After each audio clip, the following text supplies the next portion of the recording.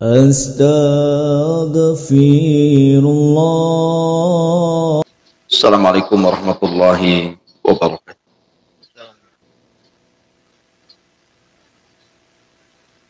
Alhamdulillah wassalatu wassalamu ala Rasulillah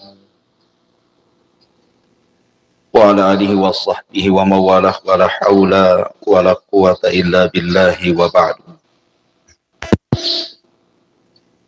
Alhamdulillah di pagi hari ini kita bisa melanjutkan kajian kita masih membahas kitab hadis Arba'in Nawawi karya Al-Imam An-Nawawi rahimahullahu ta'ala. Salawat dan salam demi keberkahan majelis kita hadiahkan kepada Rasul kita Nabi besar Muhammad sallallahu alaihi wasallam. Kita masih pada penggalan hadis Jibril dan kita masuk pada pertanyaan Jibril kepada Nabi sallallahu alaihi wasallam, qala fa akhbirni 'anil ihsan. Qala an ta'budallaha ka'annaka tarahu fa illam takun tarahu fa innahu yaraka. Kabarkan kepadaku ya Muhammad tentang ihsan. Apa itu ihsan? Maka Rasul mengatakan engkau beribadah kepada Allah seolah-olah engkau melihat Allah. Jika engkau tidak bisa seolah-olah melihatnya, maka yakinilah Allah melihatnya.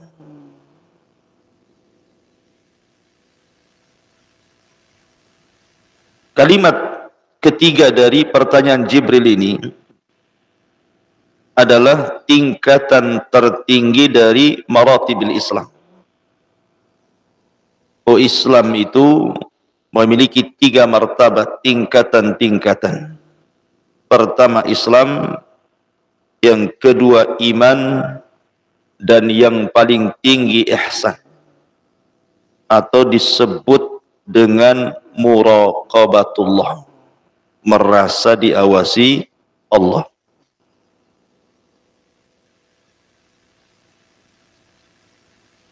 Dahulu di zaman Nabi sallallahu alaihi wasallam ada seorang wanita namanya Haulah bintu Sa'labah. Haulah bintu Sa'labah, atau dikenal dengan Haulah bintu Hakim. Wanita ini adalah wanita yang berakal. Ia menikah dengan seorang laki-laki yang sedikit kurang akalnya dan suka emosian. Tapi Haulah ini wanita sabar. Dia sabar bersama suaminya sampai melahirkan banyak anak. Suatu hari, yang namanya rumah tangga pasti ada percekcokan. Walaupun mereka di zaman keemasan, di zaman para sahabat. Akhirnya kemudian suaminya karena emosi dia mengatakan, anti ka dhahri ummi, kamu seperti punggung ibuku. Kalimat dihar menyamakan istri dengan punggung ibu. Ada tradisi jahiliyah itu dianggap talak, seolah-olah suaminya menceraikan Haulah. Menangislah Haulah bintu Hakim karena tidak mau diceraikan suaminya. Datanglah dia kepada Nabi sallallahu alaihi wasallam mengadukan perkaranya itu. Maka Nabi sallallahu alaihi wasallam, karena ketika itu belum ada wahyu tentang ayat dihar, maka Rasul menyamakan hukumnya seperti hukum jahiliyah. Artinya mengikuti adat tradisi yang berlaku, bahwa kalimat anti ka dhahri ummi adalah cerai, talak. Maka Khawlah terus datang kepada Rasul menangis untuk dicarikan solusinya, dan dia tidak mau bercerai dengan suaminya. Tapi apalah dikata suaminya sudah mengatakan antika dhahriun. Maka Khawlah terus berdoa kepada Allah Azza wa Jalla agar dicarikan solusi. Suatu hari dia datang kembali kepada Nabi SAW. Di situ ada Rasul, dan di dekat situ ada Ummul Mukminin Aisyah radhiyallahu anha. Aisyah menceritakan kisah itu. Anehnya, ketika Nabi SAW berbincang dengan Khawlah bintu Tha'labah, adalah Aisyah tidak jauh dari situ. Aisyah tidak mendengar apa yang diucapkan keduanya. Samar-samar Aisyah mendengar ucapannya, kadang kedengaran, kadang tidak. Padahal dekat jaraknya. Rupanya Allah Subhanahu wa ta'ala sedang menurunkan wahyu kepada Rasul, solusi kepada Khawlah bintu Hakim. Turunlah ayat, qad sami Allahu qawlan lati tujadiluka fi zawjiha wa tashtaki ila Allah wallahu yasma'u tahawurakuma. Apa kata Allah? Allah telah mendengar pengaduan dari seorang wanita tentang suaminya. Wa tashtaki ila Allah, kemudian dia pun mengadu kepada Allah. Dan Allah Subhanahu wa ta'ala mendengar percakapan keduanya. Kemudian ayat ini terus berlanjut sampai kepada solusi tentang dihar. Ikhwan, seseorang kalau ada masalah kemudian mengadu kepada seseorang, pasti mencari solusi. Maksudnya kalau dia ada masalah kemudian bertanya, pasti ingin cepat tahu jawabannya. Apalagi masalah ini bukan masalah biasa, masalah cerai dan rujuk, masalah genting gitu ya. Tetapi ketika Allah Subhanahu wa ta'ala menurunkan wahyu, Allah tidak lantas menjawab persoalannya. Tetapi Allah Subhanahu wa ta'ala justru memulakan dengan kalimat bahwa Allah Subhanahu wa ta'ala Maha mendengar. Maknanya apa di sini? Maknanya Allah Subhanahu wa ta'ala ingin mengingatkan kepada Rasul, kepada Khawlah dan kepada kita semuanya bahwa ada yang lebih penting daripada jawaban itu, di mana Allah Subhanahu wa ta'ala ingin menerangkan bahwa Allah itu Maha mendengar, Maha mengetahui setiap persoalan hamba-hambanya. Dan kalau itu diyakini, maka setiap persoalan pasti Allah selesaikan. Itulah namanya sifat muraqabah, merasa didengar dan merasa dilihat Allah Azza wa Jalla. Karena Allah itu Maha Sami, mendengar, Maha Basir, melihat, Muhit, meliputi. Di zaman Nabi SAW, Abdullah ibn Umar radhiyallahu anhuma pernah berjalan ke sebuah padang pasir, kemudian berjumpa dengan seorang penggembala kambing. Maka Abdullah ibn Umar pun duduk berbincang-bincang dengan penggembala itu. Kemudian Abdullah ibn Umar radhiyallahu anhuma ketika dihidangkan makanan oleh penggembala itu, kata Abdullah ibn Umar, makanlah, kau juga harus makan. Kata penggembala itu mengatakan, inni shaim, saya sedang puasa. Padahal di tengah-tengah padang pasir, di terik matahari, dia sanggup berpuasa. Dan dia seorang budak. Kemudian Abdullah ibn Umar radhiyallahu anhu setelah makan dia pun pergi. Sebelum pergi dia ingin menguji budak itu dengan pertanyaan. Ya gulam, wahai gulam, bi'ni ilayya ghanamaka, jualah satu kambingmu untukku. Kata sang budak, tidak wahai Ibnu Umar, ini kambing milik tuanku, bukan milik diriku. Kata Abdullah ibn Umar radhiyallahu anhuma, qul li sayyidika akalathu dhi'b, katakan saja sama tuanmu, salah satu kambingnya mati dimakan serigala, kan selesai. Kambingmu ini ribuan, kalau hilang satu tidak nampak. Tetapi kemudian budak ini menjawab dengan jawaban yang menohok, yang membuat Abdullah ibn Umar menangis. Kata budak ini, ya bena Umar, aina Allah? Di mana Allah? Katanya. Aina Allah? Di mana Allah? Mada aqulu lillah? Apa yang harus aku katakan kepada Allah? Jika kambing ini yang merupakan milik tuanku, kujual kepadamu, sementara tuanku tidak tahu. Babaka Ibnu Umar. Ibnu Umar langsung menangis. Kemudian dia berangkat ke Madinah mencari tuan budak ini.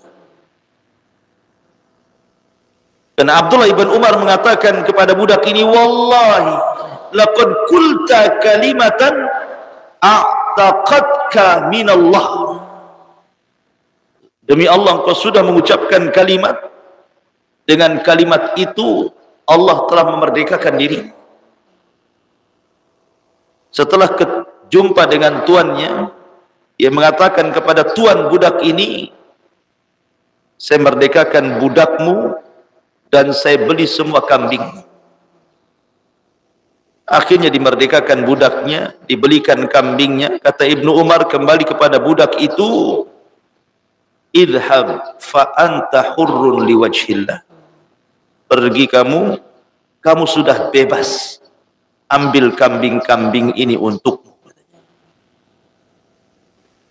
Lihat bagaimana Ibnu Umar radhiyallahu anhu, kisah ini disahihkan oleh Syekh Nasiruddin Al-Albani rahimahullahu taala.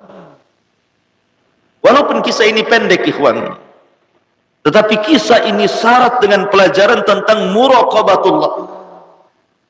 Bagaimana budak ini mengajarkan kepada kita muraqabatullah, merasa diawasi Allah Subhanahu wa taala dengan pertanyaan dan jawaban, ainallah, di mana Allah? Seandainya ikhwatu fiddin, orang-orang yang menggunakan kendaraan kemudian lewat di lampu merah kemudian berhenti, nampaklah di situ ada polisi, padahal patung polisi, nampak model-model polisinya. Satpam saja modelnya model polisi sekarang pakaiannya. Kalau orang yang takut, dia nggak akan berani melanggar lampu merah tuh. Kalau ditanya kenapa nggak terobos saja lampu merah itu, ada polisi. Dia bisa muraqabah dengan polisi kan? Takut dia melanggar lampu merah, kenapa? Ada polisi katanya.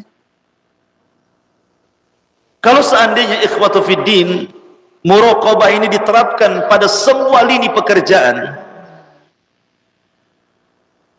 seorang pekerja bisa rajin kalau pemiliknya melihatnya.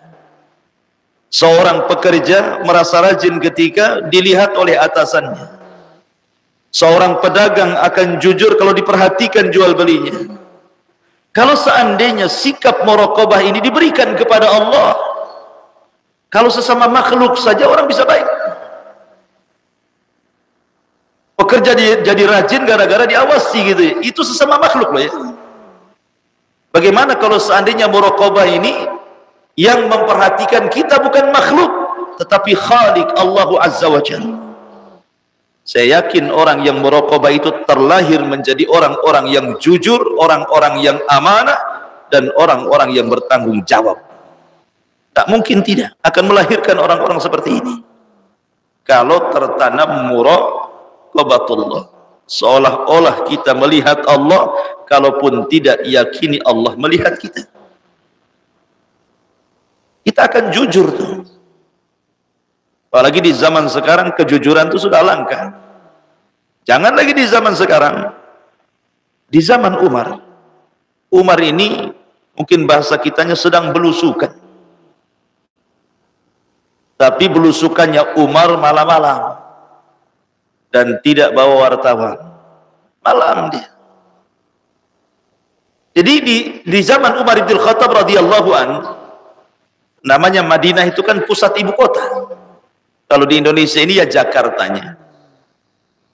Biasanya kalau di Jakarta itu kan tempat mengadu nasib orang-orang di daerah pada ke Jakarta untuk merubah nasib. Begitulah posisi ibu kota sejak zaman dulu. Banyak dari daerah-daerah datang ke Madinah untuk mengadu nasib. Tapi Umar ini pemimpin yang adil. Dia menyediakan tenda-tenda banyak di padang pasir itu, kemudian disediakan kepada para pengadu nasib yang datang dari daerah-daerah itu, disediakan tempat tinggal dan dicukupi lampunya. Jadi Umar radhiyallahu an kalau malam-malam mengintai, melihat belusukan bagaimana kondisi rakyatnya, karena jatah lampu itu dijatah jam sekian mati, dan itu jatah pemerintah, maka semua waktunya mati-mati. Tetapi Umar heran dengan satu tenda, kok lampunya belum mati, masih hidup. Maka Umar pun mendekati tenda itu. Rupanya di dalam tenda itu ada percakapan dua wanita, satu ibu dan satu putrinya. Ibunya mengatakan kepada putrinya, "Nah, besok kita jualan susu. Bagaimana kalau seandainya kita campur susu ini dengan air supaya banyak untungnya?" Yang namanya kecurangan dalam jual beli itu modelnya sama saja. Dari dulu sampai sekarang campur-campuran. Jual salak, atasnya salak pondok, bawahnya tah salak apa gitu. Katanya jeruk ini jeruk beras tagi, atasnya, bawahnya tah apa jeruk-jeruk nggak jelas yang busuk-busuk itu kan. Yang dibelah semangka itu manis, yang nggak dibelah rupanya dikasih pewarna, kan nggak tahu kita. Itulah memang penipuan dari dulu, memang begitu, main campur-campur kan. Yang baik dengan yang buruk dicampur-campur. Akhirnya kemudian kata wanita itu, kata anak gadisnya ini mengatakan, "Wahai ibunda, jangan, aturan negara Amirul Mukminin melarang tidak boleh curang dalam berdagang." Kata ibunya, "Nak, bukankah Amirul Mukminin tidak melihat dan tidak mendengar?" Nggak sadar Umar di samping tenda. Tetapi wanita ini memang terdidik menjadi wanita muraqabah. Dia mengatakan, "Bu, sekalipun Umar tidak melihat, tidak mendengar, Umar itu punya Tuhan. Dan Tuhannya Umar yarana, sedang melihat kita." Mak Umar mendengar kalimat gadis itu, geleng-geleng kepala. Kok masih ada wanita yang jujur? Itu di zaman Umar yang jujur saja langka. Akhirnya Umar pun pulang. Dikumpulkan semua anak laki-lakinya, Abdullah ibn Umar, Qasim ibn Umar dan yang lainnya, Asim ibn Umar dan yang lainnya. Akhirnya kemudian berdirilah salah satu putra Umar, Asim ibn Umar radhiyallahu an, berdiri dan mengatakan, "Ada apa wahai ayahanda?" Kata Umar ibn Khattab, "Kau harus menikah." "Menikah dengan siapa wahai abi?" "Menikah dengan bibit unggul," katanya. Menikah dengan bibit unggul, ini wanita jujur, harus menikah dengan dia. Zaman dulu anak-anak jarang durhaka kepada orang tua.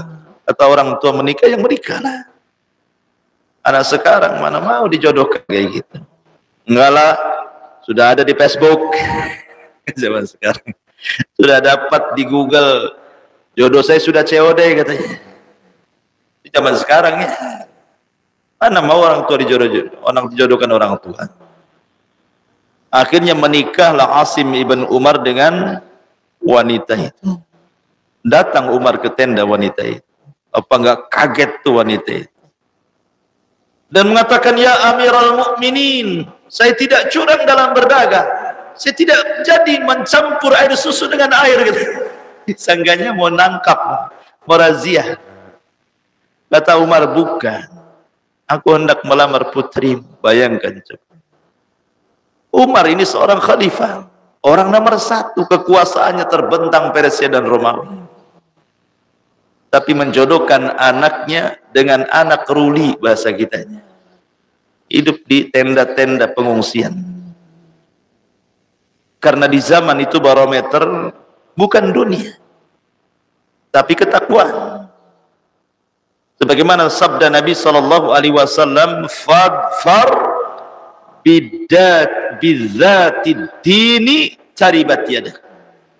Ambil yang paling baik agamanya, beruntung kamu.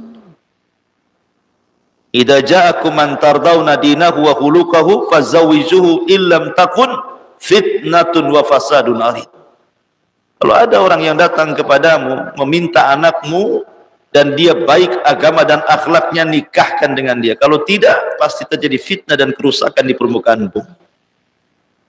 Maka Umar pun melamar anak gadis itu. Menikahlah anak gadis itu dengan Asim ibn Umar. Lahirlah Laila, anak perempuan. Dari Laila inilah lahir khalifah besar, Umar ibn Abdul Aziz. Umar bin Abdul Aziz terlahir dari seorang wanita yang jujur, wanita yang sederhana. Berkah keluarganya, lahir orang yang pernah berkuasa 2 tahun tapi tidak ada orang miskin di negaranya. Umar bin Abdul Aziz. Masyarakat muslimin yang dimuliakan Allah Azza wa Jalla, dahulu ada seorang alim namanya Nu'man ibn Sabit ataupun Sabit ibn Ibrahim, ayahanda daripada Abu Hanifah.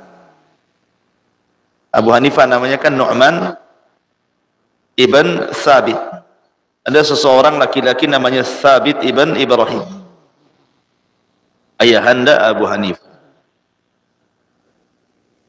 Dia seorang talabul ilmi, tapi tidak sehebat anaknya tentunya Abu Hanifah. Tetapi kemudian dia berjalan kehabisan bekal. Zaman dulu kan rihlah, talabul ilmi itu budaya para ulama. Kalau ingin mencari ilmu, rihlah. Rupanya kehabisan bekal, dia pun mencari air dan kehausan. Carinya air, kemudian dapat sungai. Nampak ada sungai di situ. Ketika kemudian dapat sungai, senanglah dia. Langsung dia ke sungai itu dan minum kenyang-kenyang. Karena sudah lama tidak minum, haus sekali. Rupanya di sungai itu hanyutlah 1 buah apel. Hanyut. Sudah lapar, haus, nampak pula apel hanyut kan itu. Main tangkaplah. Kemudian dimakan, baru 1 kunyahan dan sudah masuk ke perutnya. Dia ingat bahwa itu apel pasti ada yang punya. Akhirnya dia dimuntahkan lagi dan mencari pemiliknya. Siapalah pemilik apel ini? Takut dia kepada Allah. Kenapa? Muraqabah. Disusurinya sungai itu sampai kepada kebun apel. Setelah tahu kebunnya, dia cari pemiliknya. Setelah berjumpa dengan pemiliknya, dia minta maaf, tapi pemiliknya nggak mau maafin. Sampai dia rela bekerja kalau dia mau, asal memaafkan kesalahannya. padahal kesalahannya ngambil apel yang hanyut. Kalau dibiarkan apel itu hilang. Kalau saya dibiarkan kan apel tetap kemana, kan entah berantah. Tetapi ini kan di bawah masih adalah separuh habis gigitan kan itu ya. Tapi dia tahu itu bukan miliknya, dia warok. Makanya kemudian dia mengatakan, samihni ya fulan, maafkan aku wahai fulan. Tetapi orang ini mengatakan, tidak, aku tidak akan memaafkan diri. Lalu apa yang harus aku lakukan? Maka dia mengatakan, karena takjubnya, karena kejujurannya pemilik kebun itu, kamu harus menikah dengan putriku yang cacat, katanya. Maksudnya gimana? Aku punya putri, matanya buta, telinganya tuli, kemudian tangannya tidak bisa bergerak, dan kakinya lumpuh. Geleng-geleng kepala, ya Tuhan, yang lain lah. Masa gara-gara makan apel sedikit kok berat kali hukumannya. Menikah dengan anaknya yang cacat gitu kan. Kira-kira kalau posisi ini tolabul ilmi, ini antum, langsung pergi antum. Ini orang gila ini kan. Mau minta maaf baik-baik kok nggak dimaafin, ya udahlah kan, itu balik. Itu kalau posisi antum. Atau mungkin nggak dicari, dimakan lah apel. Kalau itu ngadang lagi. Kok lama nih kan itu ya. Atau didatangi, mungkin dilempar batu tuh. Lebih parah lagi itu. Tetapi karena ini thalabul ilmi, zaman dulu kan thalabul ilmi kan takut kepada Allah luar biasa. Terpaksa lah, ya sudah, kalau itu solusinya apalah dikata. Menikahlah kemudian dengan anaknya yang cacat.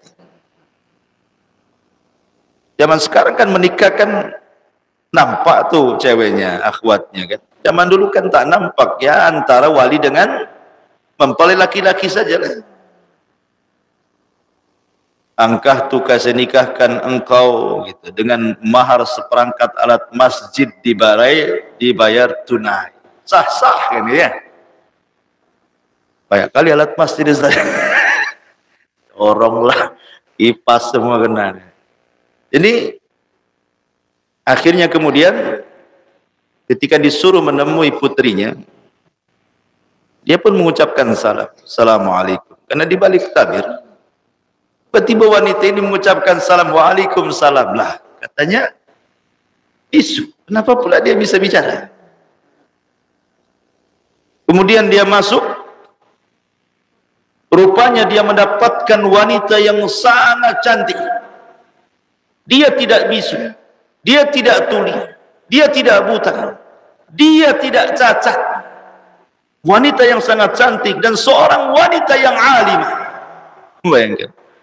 Jadi dia mengatakan kepada wanita itu, kenapa bapakmu mengatakan kau tuli, kau buta, kau bisu, kau cacat, kau lumpuh gitu kan?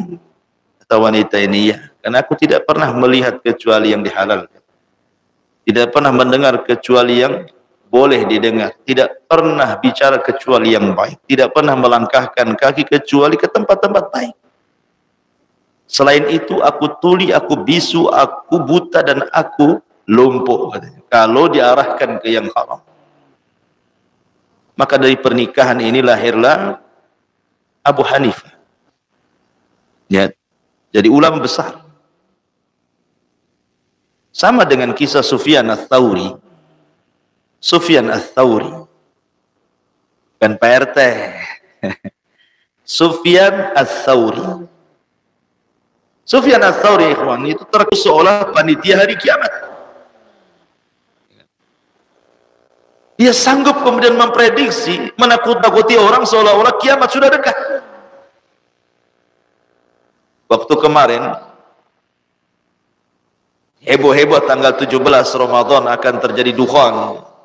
Tanggal 15 Ramadan akan terjadi dukhon, langit akan menggelap, dan itu sudah viral. Bukan viral lagi, viral mungkin bahasanya. Saking viralnya.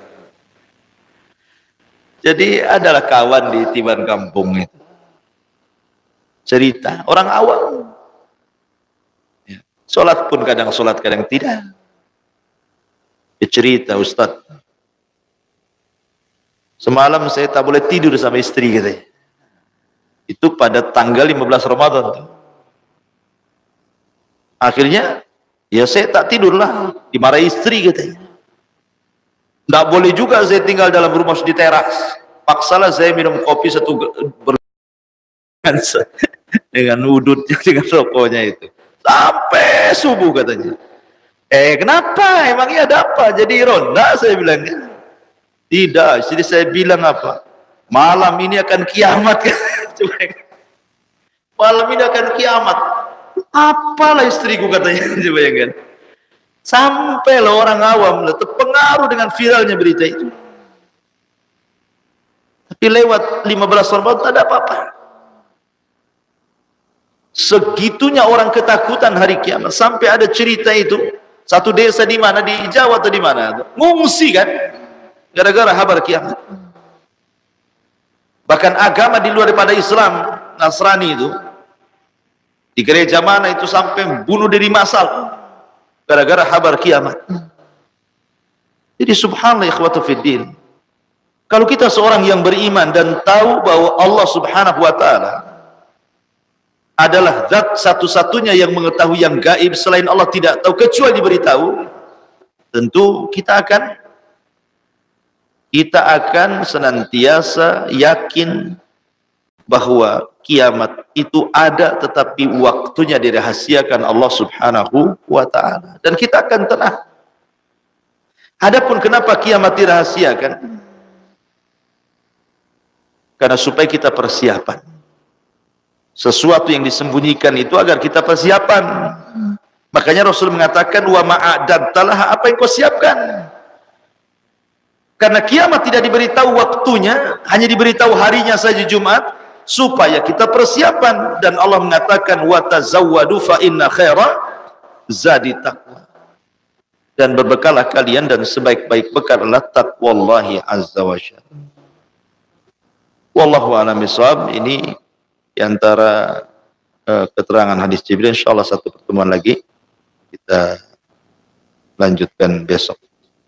Subhanaka bihamdika asyhadu an la ilaha illa anta astaghfiruka wa atubu ilaik. Allahu ta'ala. Assalamualaikum warahmatullahi wabarakatuh.